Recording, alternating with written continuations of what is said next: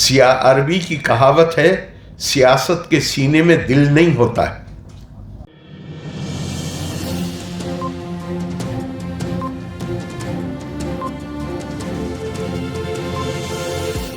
جھوٹ سے دور، خبروں سے بھرپور۔ پہلی وحی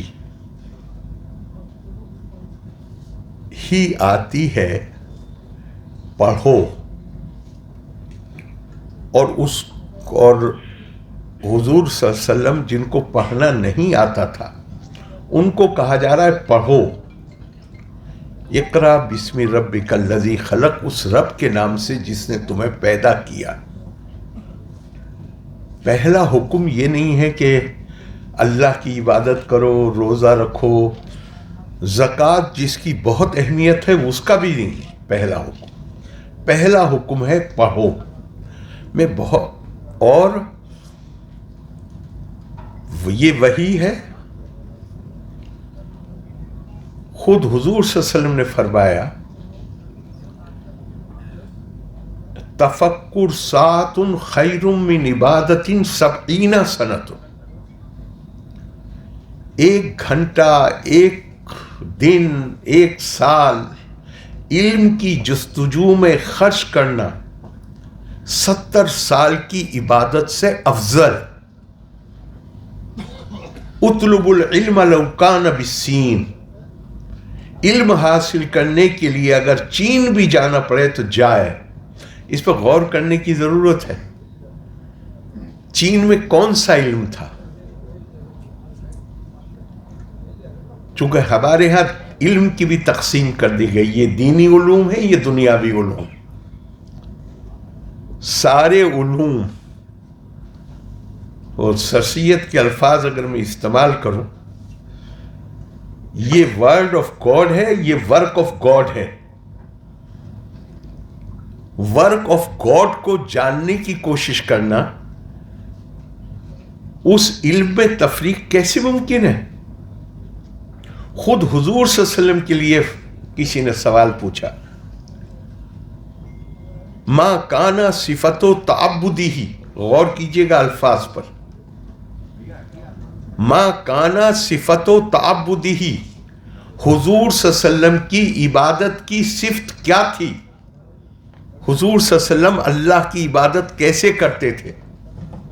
اور جواب جو دیا گیا ہے وہ یہ ہے، اجیبا بان ذالک بالتفکر والاعتبار، حضور صلی اللہ علیہ وسلم کی عبادت کی صفت یہ تھی کہ وہ اشیاء کی حیت میں، نیچر آف تھنگز میں غور و فکر کرتے تھے۔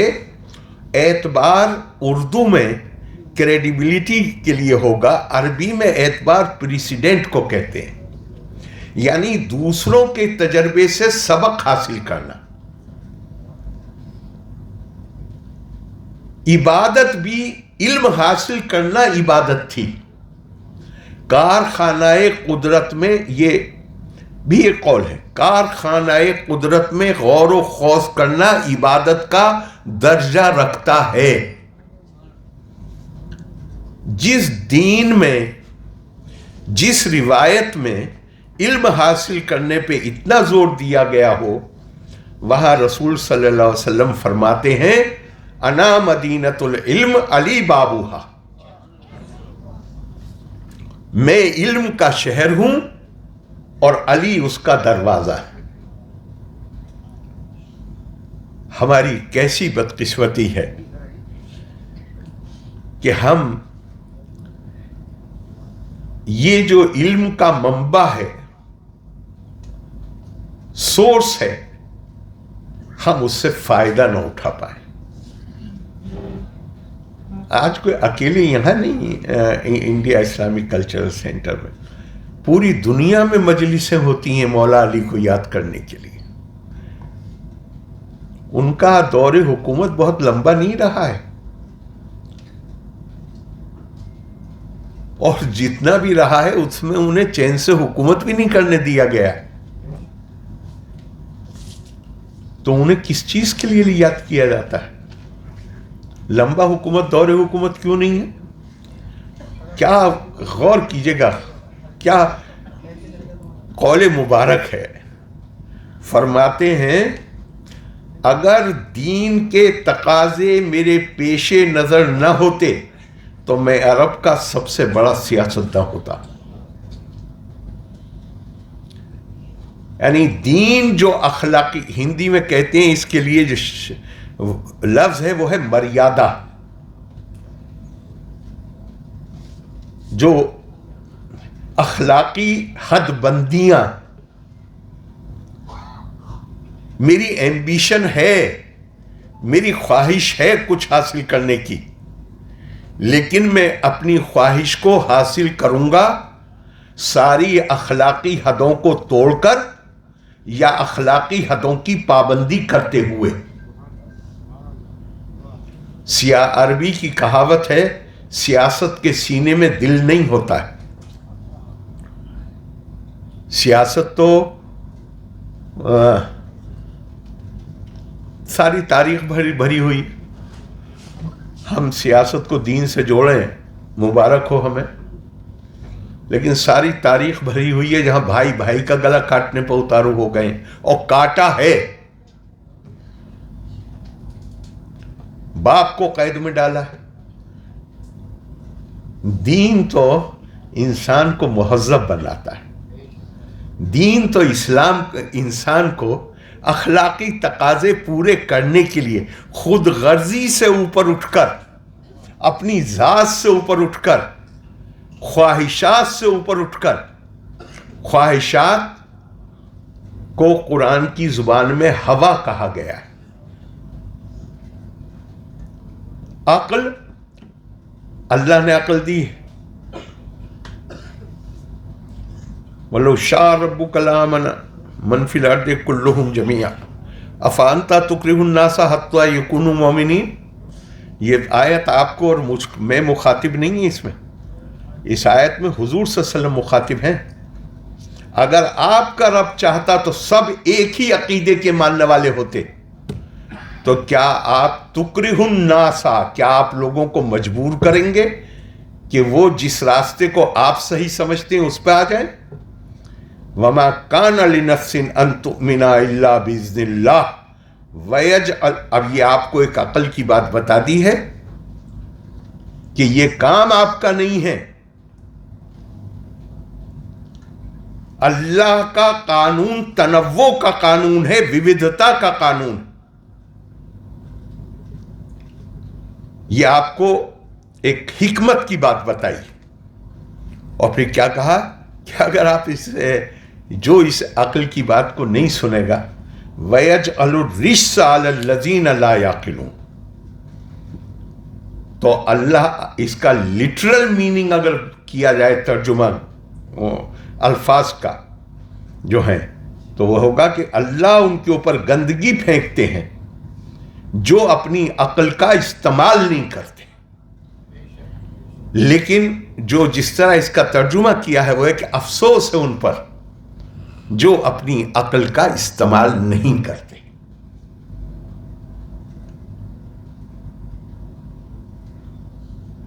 یہ ایک خاص کلچر آیا، اور میں ایک بار پہلے بھی کہہ چکا ہوں یہ بات، لیکن مجھے یہ اتنا سنجیدہ معاملہ نظر آتا ہے کہ میں اسے دل چاہ رہا ہے میرا کہ پھر کہوں.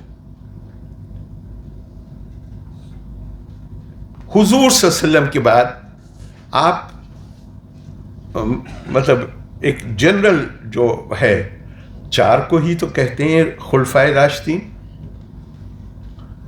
اس کے بعد تو خود حدیث مبارک موجود ہے کہ اس کے بعد 30 سال کے بعد کٹ کھنی بادشاہت قائم ہو جائے گی. اس کٹ کھنی بادشاہت کو جو قائم ہو جائے گی، آپ اسے بہت اچھے نام استعمال کریں، خلیفہ تھے وغیرہ وغیرہ، وہ الگ بات، ہمیں کون روک سکتا ہے، آزادی. لیکن امام ابو حنیفہ کو جب اس کٹکھنی بادشاہت کے زمانے میں ان کو جب نگراں بیت المال کا عہدہ پیش کیا گیا تو منع کر دیا، لیکن اموی تب تک کمزور ہو چکے تھے. عباسی جب آئے تو انہوں نے قاضی القضات کا عہدہ پیش کیا. وہ مضبوط تھے اس وقت جائے. جب منصور نے عہدہ پیش کیا انہوں نے کہا کہ نہیں میں اس لائق نہیں. منصور نے کہا آپ جھوٹ بولتے. اس نے کہا آپ مجھے بارے میں یہ رائے رکھتے ہیں اور پھر آپ مجھے قاضی القضات بنائیں گے جھوٹے آدمی کو. اسی دن ان کو جیل میں ڈال دیا گیا. ہم امام اعظم کہتے ہیں لیکن امام اعظم کہنے والے یہ نہیں بتاتے کہ جیل میں روزانہ انہیں کوڑے لگائے جاتے تھے اور 11ویں دن کوڑے کھا کھا کر جیل میں ان کا انتقال ہوا.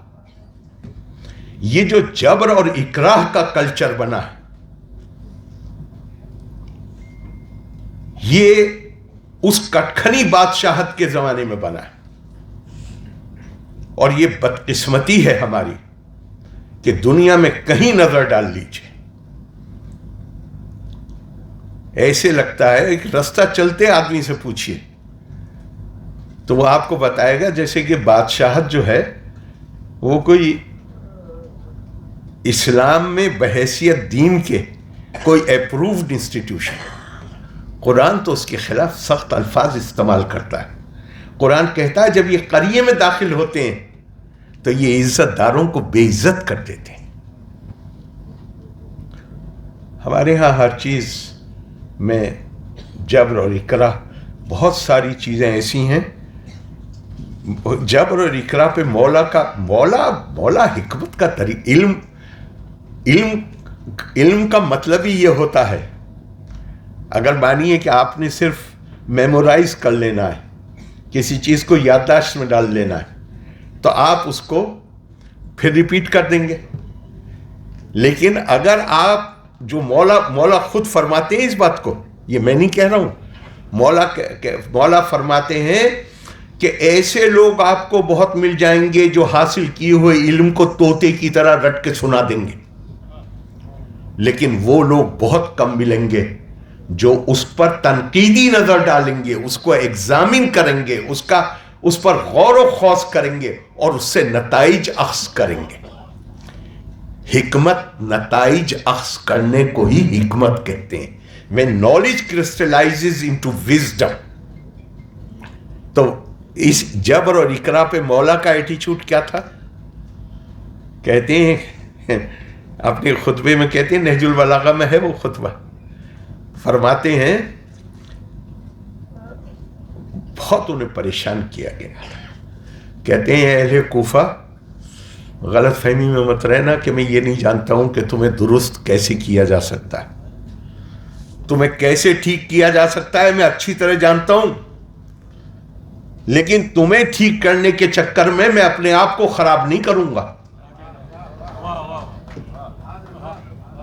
تمہیں ٹھیک کر دوں میں ڈنڈے کے زور سے وہ پھر میں اپنے آپ کو خراب کر لوں گا.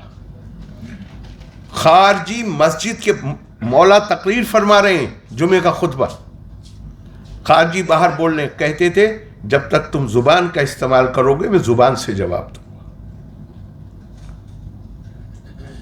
تم ہاتھ اٹھاؤ گے تو پھر مجبوری ہوگی. اور ہم لوگ دھیان نہیں کرتے ہیں. دیکھیے یہ جو دینی کتابیں اور میں اکیلے اسلام کی بات نہیں کر رہا ہوں اس ملک میں جو دینی کتابیں ہیں ان کی 4000 سال پہ تو سب کی متفقہ رائے ہے کہ ان کی عمر 4000 سال سے کم نہیں ہے زیادہ ہو سکتی ہے. بائبل ہے اور بہت جتنے بھی مذہبی روایتیں ان کے سب کے صحیفے ہیں اسکرپچرز. میری اور آپ کی خواہش سے کوئی کتاب اسکرپچر نہیں بنتی ہے. ہر سال ہزاروں کتابیں چھپتی ہیں. جو کتابیں پاپولر ہوتی ہیں وہ بھی ایک وقت گزرنے کے بعد لوگ ان کے بارے میں بھول جاتے ہیں. صحیفہ کیا ہوتا ہے اسکرپچر کیا ہوتا ہے دھرم گرنتھ کیا ہوتا ہے؟ دھرم گرنتھ اسکرپچر صحیفہ آسمانی کتاب اسے کہتے ہیں کہ 1000 بار پڑھنے کے بعد اب اگر آپ 1001ویں دفعہ پڑھیں گے اور حالات کچھ بدلے ہوئے ہیں آپ کو اس میں کوئی نئی چیز نظر آ جائے گی. میں ابھی غور کر رہا تھا 2-3 مہینے پہلے سڈنلی میں نے ریئلائز کیا کہ یہ آیت تو میں نے پہلے بھی پڑھی ہوگی لیکن میری سمجھ میں نہیں آیا. اور کیا آیت ہے، ذرا غور کریے. ہم سنتے آئے بہت زمانے سے مثنوی مولانا روم کے لیے، این قرآن در زبان پہلوی، گویا یہ قرآن کی تفسیر ہے فارسی زبان کے اندر. اور اس میں بہت مشہور قصہ ہے، بہت مشہور شعر ہے، آپ نے بیشتر سنا ہوگا، جہاں حضرت موسیٰ کے تعلق سے وہ قصہ ہے کہ وہ کس طرح طور پہ جاتے تھے، کس طرح ایک دن جا رہے تھے تو ایک چرواہا اپنی بھیڑوں اس کی چل رہی تھیں اور وہ عالم مستی میں کہہ رہا تھا کہ یا اللہ آپ مجھے مل جائیں تو میں اپنی بھیڑوں کا تازہ تازہ دودھ نکال کے آپ کو پلاؤں گا، آپ کے پیروں میں مالش کروں گا، آپ کے سر دباؤں گا، آپ کا جسم دباؤں. تو حضرت موسیٰ نے تھوڑی دیر سنا اور ذرا ہاٹ ٹیمپر کے آدمی تھے اور زور سے ڈانٹ کے بولے کہ کیا کفر بکتا ہے، اللہ کو بھوک لگتی ہے کہ تو دودھ پلائے گا، اللہ کے جسم ہے کہ تو پیر میں مالش کرے گا یا جسم کو دبائے گا. اس نے ڈانٹ کھائی، بیچارے نے اٹھ کے اپنا ڈنڈا اور اپنی ردا لے کے بھاگا. اب یہ پہنچے طور پر، سلام کرتے ہیں تو جواب ہی نہیں آتا، سلام کرتے ہیں جواب نہیں آتا. بہت روئے گڑ گڑائے، اللہ کیا غلطی ہوئی، مجھے معاف کر دیجئے، میری کیا غلطی. موسیٰ تم نے آج ہمارے ایک بہت محبوب بندے کا دل دکھایا. تم کون ہو کہ یہ طے کرنے والے کہ کون کس طرح اپنی شردھا، اپنی عقیدت کا اظہار کرے. اس کی جتنی سمجھ ہے اس کے مطابق وہ اپنی عقیدت کا اظہار کر رہا تھا. تم کون ہو اس کا معاملہ طے کرنے والے. اور اسی میں مولانا روم کا شعر ہے، تو برائے وصل کردہ نام دی، تمہیں ہم نے بھیجا ہے لوگوں کو جمع کرنے کے لیے، اکٹھا کرنے کے لیے، جوڑنے کے لیے. نئے برائے فصل کردہ نام دی، ہم نے تمہیں لوگوں کا بٹوارا کرنے کے لیے نہیں بھیجا ہے. تو میرے دماغ میں وہ بات آ گئی کہ میں مولا کا دیکھتا ہوں، کہتے ہیں میں اچھی طرح جانتا ہوں تم کو کیسے ٹھیک کیا جا سکتا ہے، لیکن تمہیں ٹھیک کرنے کے لیے میں اپنے آپ کو خراب نہیں کروں گا. تو میں 2-3 مہینے پہلے ہمارے، میں نام نہیں لینا چاہتا کسی کا، لیکن ہمارے پڑوس میں جو حالات چل رہے ہیں وہ ایک دم سے میرے دماغ میں آ گیا. میں قرآن کی آیت پڑھتے ہوں، کیا آخر کیوں ہم غور نہیں کرتے. میں آپ سے نہیں کہہ رہا، میں اپنے آپ سے کہہ رہا ہوں، میں کتنی بار، میں مطالعے کا شوق ہے، میں نے غور نہیں کیا کبھی.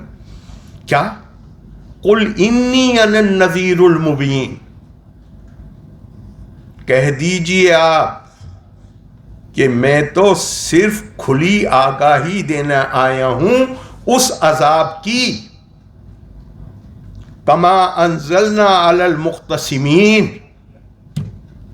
جو عذاب ان پر آیا ہے جنہوں نے لوگوں کے بیچ میں دیواریں کھڑی کر کے انہیں بانٹا. کما انزلنا علی المقتسمین، پارٹیشن، ڈویژن. قرآن مقتسمین کو نہایت حقارت کے ساتھ استعمال کرتا ہے کہ جو تقسیم کریں گے لوگوں کی، چاہے جس بنیاد پہ ہو، ان کو تو قرآن آگاہی دیتا ہے کہ ان کو تو عذاب بڑھنے کے بعد نہیں، ان کو تو سزا کا سامنا اس دنیا میں ہی کرنا پڑے گا. الذین جعلوا القرآن عیدین، یہ وہ لوگ ہیں جو قرآن کے بھی ٹکڑے کر دیتے. فوربک لنسألنہم اجمعین، اور ان سب سے مرنے کے بعد بھی سوال ہوگا. اما کانوا یعملون، یہ جو کچھ کرتے تھے. یعنی تقسیم، انسانوں کو تقسیم کرنے کا کام، بانٹنے کا کام، دیواریں کھڑی کرنے کا کام، یہ اپنے آپ میں قابل تعزیر، قابل سزا گناہ ہے قرآن کی نظر میں. یہ پڑھنے کے بعد میں نے کہا کہ بھائی جو کچھ ہم دیکھ رہے ہیں، میں نام نہیں لے رہا ہوں کسی کا، جو کچھ ہم دیکھ رہے ہیں اس کا تو وعدہ ہے قرآن میں کہ اگر تم بانٹو گے تو یہ سب تمہیں جھیلنا ہی پڑے گا جو جھیل رہے. اس میں کوئی طریقہ ہی نہیں ہے کوئی دوسرا، یہ تو خدائی فیصلہ. اور یہ کیسے؟ بات صرف اتنی نہیں ہے کہ حضور صلی اللہ علیہ وسلم نے ایک جملہ کہا ہے انا مدینۃ العلم وعلی بابوہا، بلکہ اصل بات یہ ہے کہ علم کی اہمیت، مولا علی کا ذکر کرنے کا مطلب ہے کہ ہم علم کی اہمیت کو سمجھیں۔ مولا علی کا ذکر کرنے کا مطلب یہ ہے کہ جہاں ہم نہ صرف علم حاصل کرنے کی کوششوں میں لگیں بلکہ علم کو حکمت میں بدلنے کا خاصہ اپنے اندر پیدا کریں۔ جو علم کی اہمیت کو سمجھتے ہیں، جو حکمت کی، جو علم سے پیدا ہوتی ہے اس کی اہمیت کو سمجھتے ہیں، ان کے اندر جو بصیرت پیدا ہوتی ہے وہ زندہ رہنے کے لیے ضروری ہے۔ دیکھیے یہ زندگی جو ہے یہ تو قدرت کا عطیہ، لیکن زندگی خوبصورت اگر بنانی ہے تو وہ حکمت کا عطیہ ہوتی ہے، وہ علم کا عطیہ ہوتی ہے۔ جن کے پاس علم ہے، جن کے پاس حکمت ہے، وہ خوبصورت زندگی گزارتے ہیں۔ زندگی تو ہر کسی کو ملتی ہے، وہ تو قدرت کا عطیہ۔ تو یوت الحکمت من یشاء ومن یوت الحکمت فقد اوتی خیرا کثیرا وما یذکر الا اولو الالباب۔ قرآن کے نزدیک سب سے بڑی نعمت اگر کوئی ہے، سب سے بڑی نعمت اگر کوئی ہے تو جو علم کی جو ٹاپ موسٹ سٹیج ہے حکمت، وہ ہے۔ اب اس سے بعض وقت یہ امپریشن جاتا ہے کہ اللہ جس کو چاہتے ہیں وہ دیتے ہیں۔ نہیں، اللہ نے اپنے آپ کو پابند کیا ہوا ہے۔ قرآن میں دوسری آیت میں اللہ نے بتا دیا وَلَن تَجِدَ لِسُنَّتِ اللَّهِ تَبْدِيلًا۔ اللہ کے قانون آربیٹری قانون نہیں، اللہ کو یہ نہیں ہے، ہم تو سب اللہ کی مخلوق ہیں۔ یہ تو نہیں ہو سکتا کہ آپ کی صورت پسند ہے اور میری صورت پسند نہیں ہے۔ نہیں، کامیابی، کامرانی کے کیا اصول ہیں وہ اللہ نے طے کیے ہیں۔ اگر ان اصولوں کے مطابق چلیں گے، کہہ دیا وَلَن تَجِدَ لِسُنَّتِ، اللہ کے طریقے بدلتے نہیں ہیں۔ اور یہ میں ضرور اتنی بات کہوں گا کہ کامیابی کیا ہے اس کے پیمانے پہ بھی کبھی کبھی غور کرنا چاہیے۔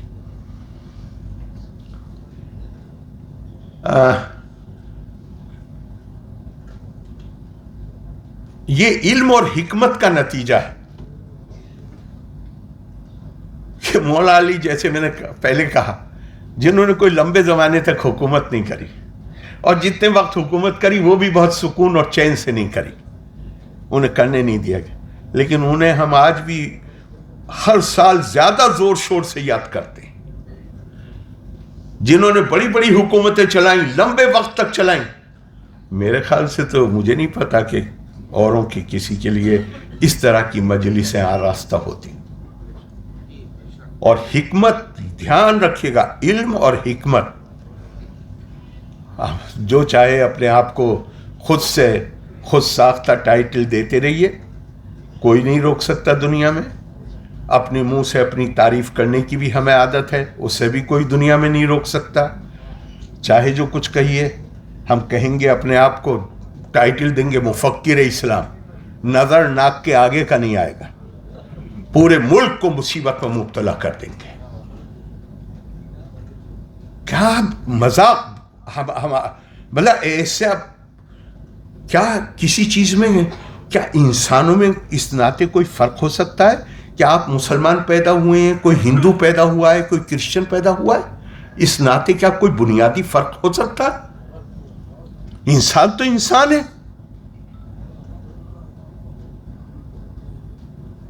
قرآن میں کہا گیا ہم نے آدم کی اولاد کو عزت و اکرام سے نوازا۔ اللہ نے تو آدم کی اولاد کو عزت و اکرام سے نوازا ہے، کوئی فرق ہو سکتا ہے کیا؟ لیکن آپ اپنے ارد گرد جو کلچر بنائیں گے، جو آپ طے کر لیں گے، یہ دنیا چلتی ہے، یہ دنیا جتنی دیر ہم لوگ یہاں اس ہال میں بیٹھے ہیں، یہاں پہ کوئی 2-4 سائنٹسٹ ضرور موجود ہوں گے یہاں، اگر کوئی ہے تو ان سے پوچھئے گا. اتنی دیر میں ہمیں نہیں معلوم ہے، لیکن دنیا میں بڑی بڑی تبدیلیاں آئیں. یہ دنیا ہر لمحہ تبدیل ہوتی ہے.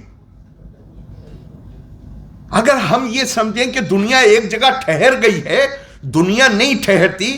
آپ ٹھہر جائیے، آپ کو حق ہے کہ آپ ٹھہر جائیے. دنیا نہیں ٹھہرتی. الا تنفروا يعذبكم عذابا علیما وَيَسْتَبْدِلْ قَوْمًا غَيْرَكُمْ لَا يَضُرُّكُمْ شَيْئًا. اگر تم آگے نہیں بڑھو گے تو اللہ تمہیں سخت عذاب میں مبتلا کریں گے، اور تمہاری جگہ دوسروں کو بٹھا دیا جائے گا، اور تم اللہ کا کچھ بھی بگاڑ نہیں سکتے ہو. تبدیلی قانون قدرت ہے. مولا علی کو ہم یاد کرتے ہیں اور کریں گے یاد، کیونکہ ان کی زندگی ہمیں یہ درس دیتی ہے، ہمیں بتاتی ہے کہ علم کی اہمیت کیا ہے. ان کی زندگی ہمیں یہ بتاتی ہے کہ علم مزید ڈیولپ ہونا چاہیے حکمت میں، اور جس کے پاس حکمت آئے گی، قرآن یہ کہتا ہے اس سے بڑی نعمت کوئی دوسری ہے نہیں. آخر کوئی وجہ تو مجھے بتا. یہ نہیں سمجھیے گا کہ میں کسی چیز کو منع کر رہا ہوں، نہیں. ہمارے یہاں بہت ساری چیزیں فرض ہیں.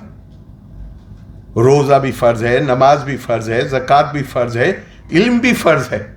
لیکن ہم تمام تقریریں سنتے ہیں کہ یہ فرض ہے، یہ فرض ہے.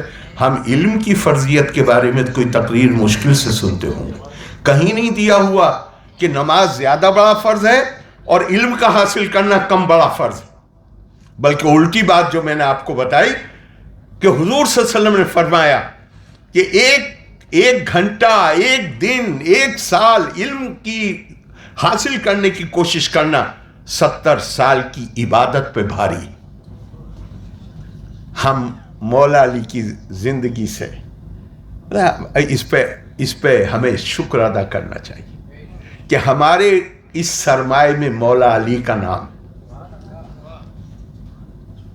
لیکن بحیثیت اس وراثت کے وارث کے ہمیں شرم آنی چاہیے کہ ہم کچھ بھی سیکھنے کو تیار نہیں. لگاتار وہی غلطیاں کرتے ہیں جو غلطیاں پہلے کی ہیں. کیوں؟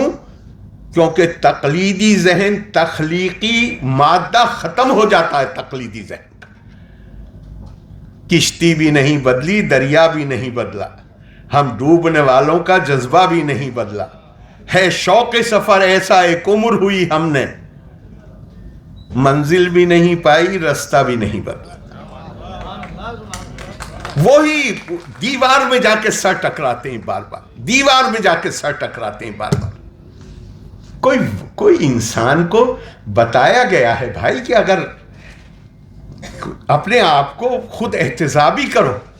اچھا، دوسرا ایک اور بہت بہت امپورٹنٹ، اور اس کے ساتھ میں بات ختم کروں گا. میں نے پہلے شاید کافی ٹائم لے لیا. ہماری مصیبتوں کے لیے کوئی اور ذمہ دار ہے. یہ خالص غیر قرآنی نظریہ. یا تو کہیے ہم توحید نہیں مانتے، لیکن اگر توحید میں عقیدہ ہے تو اللہ کی مرضی کے بغیر تو پتہ نہیں گرتا پیڑ سے. آپ کو نقصان کون پہنچا دے گا؟ ممکن ہی نہیں ہے. لیکن ایک مزاج بنا دیا گیا ہے ہر وقت شکایت کرنے کا، وکٹم ہوڈ کا. اور یہ میں جب یہ باتیں سنتا ہوں تو مجھے یاد آتا ہے وہ ہمارے جنرل صاحب بیٹھے ہوئے ہیں، بہت پڑھے لکھے آدمی ہیں، مجھے نام یاد نہیں آ رہا ہے. امریکہ کی فورن سیکریٹری تھی، بلیک کلر کی، جارج بش کے زمانے میں. جی، کنڈولیزا رائس. میں خاص طور سے نوجوانوں کو کہتا ہوں اس کی بایوگرافی پڑھیے. وہ کہتی ہے کہ وہ ایسے صوبے میں اور شہر میں پیدا ہوئی تھی جو بدنام تھا کالوں کے خلاف بھید بھاؤ کے لیے. اور کہتی ہے کہ جب میں اسکول سے واپس آتی تھی تو کبھی سڑک پہ چلنے کی کوشش نہیں کرتی تھی، ہمیشہ سڑک کے نیچے چلتی تھی. اس کے باوجود اتنی گندی گالیاں ایک ینگ لڑکی کو، کم عمر لڑکی کو اتنی گندی گالیاں سننی پڑتی تھیں کہتی ہے جب میں گھر پہنچتی تھی اور جیسے ہی میری نظر پڑتی تھی اپنے والدین پر، ماں باپ پر، میں روک ہی نہیں پاتی تھی اپنے آپ کو، میری آنکھوں سے ٹپ ٹپ آنسو گرنے لگتے تھے، اور مجھے دیکھتے ہی باپ سمجھ جاتے تھے کہ یہ گالیاں کھا کے آئی، اور وہ وہیں سے مجھ سے زور سے کہتے تھے never allow yourself to develop a victim sense of victimhood. اگر تم نے سینس آف وکٹم ہوڈ پیدا کر لیا اپنے اندر، اس کا مطلب ہے تم نے اپنی تقدیر دوسروں کے حوالے کر دی. اپنی تقدیر کبھی بھول کے بھی دوسروں کے حوالے مت کرنا، اپنے آپ کو اپنے اندر. اور اس نے کہا وہ ایک ہی بات مجھ سے کہتے تھے، اگر تمہیں یہ احساس ہے کہ تمہارے ساتھ زیادتی ہو رہی ہے، اگر تمہیں یہ احساس ہے کہ تمہارے ساتھ ڈسکریمنیشن، بھید بھاؤ ہو رہا ہے، تو اس کا ایک ہی پازیٹیو جواب ہے، ریسپانس ہے، اور وہ یہ مجھے اوروں سے زیادہ قابل بننا ہے، مجھے اوروں سے زیادہ محنت کرنی ہے تاکہ میں اس گیپ کو، جو ڈسکریمنیشن کا گیپ ہے، اس کو پورا کر سکوں. پازیٹیو سوچ کے بغیر دنیا میں کوئی آگے نہیں بڑھ سکتا. روتے رہیے، دنیا میں کسی کے پاس وقت ہی نہیں ہے کہ وہ رک کے آپ کی بات سنے گا. لیکن حضور صلی اللہ علیہ وسلم نے فرمایا الید العلیٰ خیر من ید السفلی، اوپر کا ہاتھ ہمیشہ نیچے کے ہاتھ سے بہتر ہے. اوپر کا ہاتھ کس کا ہاتھ ہے؟ دینے والے کا ہاتھ. نیچے کا ہاتھ کس کا ہے؟ مانگنے والے کا ہاتھ. مانگنے والوں کی صف میں کھڑے رہیے، دنیا میں کبھی عزت نہیں ہوگی. دینے والوں کی صف میں کھڑے ہوئیے، دنیا میں عزت ہی عزت ہے. اللہ نے طریقے بتائے ہیں، اور تھوڑا سا وقت، سب کام کریے، تھوڑا سا وقت ان کتابوں میں بھی تھوڑا سا وقت دن میں وقت نکال لیجئے. 24 گھنٹے میں ایک 15 منٹ، آدھا گھنٹہ نکال لیجئے، جس میں ان حکمت. ہمارے ہاں تو کہہ دیا گیا تھا کہ نہیں، قرآن تو صرف برکت کے لیے ہے، اس کا تو ترجمہ بھی نہیں پڑھنا چاہیے. یہ سب چھوڑیے، اس میں جو حکمت ہے اس کو سمجھنے کی کوشش کیجئے، اور تھوڑا سا اگر 10-15 منٹ 20 منٹ روزانہ نہج البلاغہ کے کسی ایک خطبے کو پڑھ لیجئے، تو مجھے پکا یقین ہے کہ ہماری زندگیاں بہت بہتر ہو جائیں گی.